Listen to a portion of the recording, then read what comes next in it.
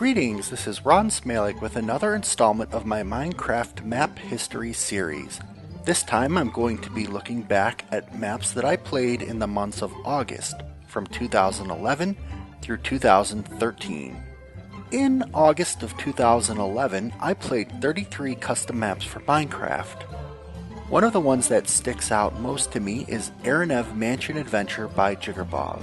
After your adventures in the wild, you return to your hometown of Aranev. From the beginning, though, something seems wrong. There is a meeting being held at the town hall due to villagers gone missing. Can you help them? This is one of the first custom maps for Minecraft that really reinforced my rating scale, which was really taking off at this time. It had multiple endings, and it had awesome progression, which allowed you to revisit areas as you obtained different tools, such as the axe for breaking down birch trees, or the pick for breaking through mossy cobblestone.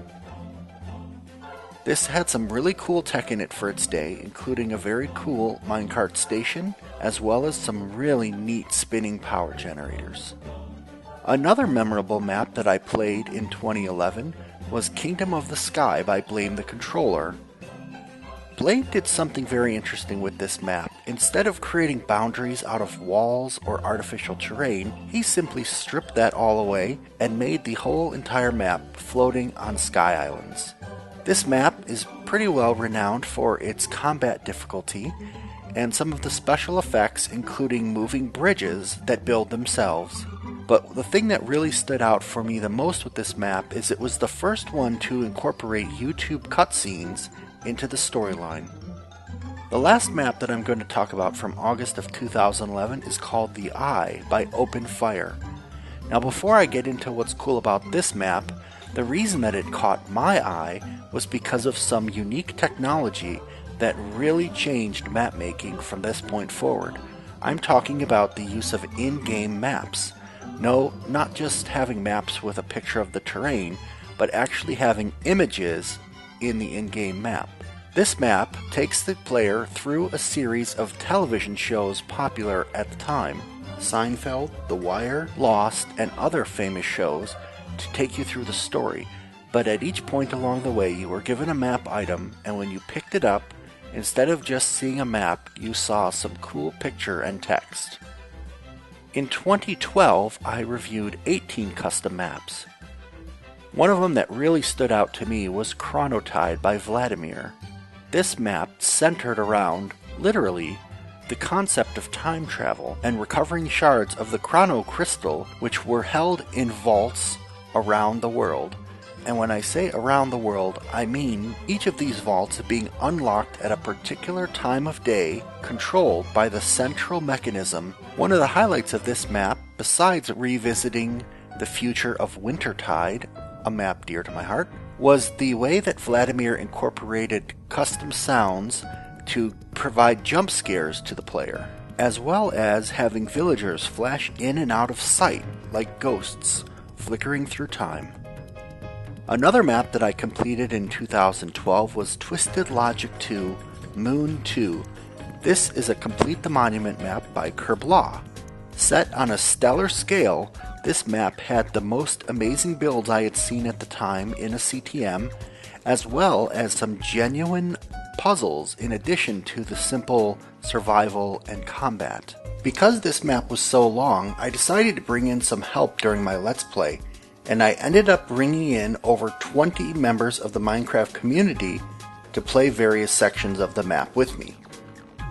Fast forward to 2013, I reviewed 17 custom maps that year. The first of which I'd like to talk about is Cruise Ship Down by Sentimeta.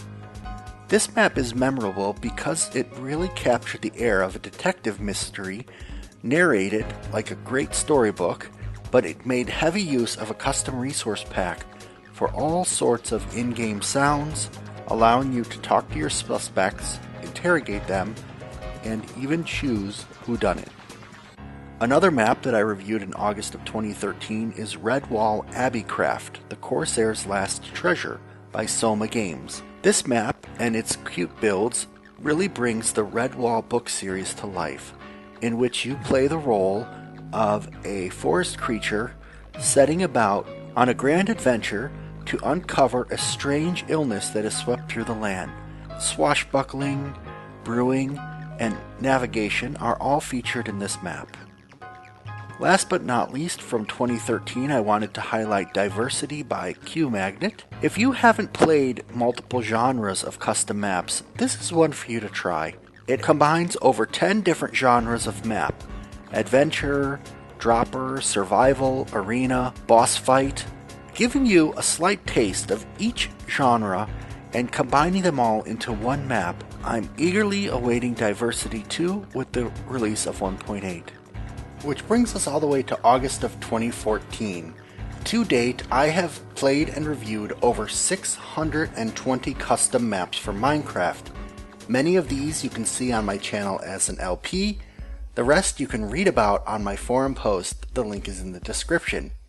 If you like this series and want to hear about more custom maps that you can try, consider becoming a patron at my Patreon site, patreon.com/rsmalik. You can read more about what that means over there. I look forward to playing many more of your custom maps, and leave me a comment if you've played one that you particularly think I should try out. Until next month, cheers.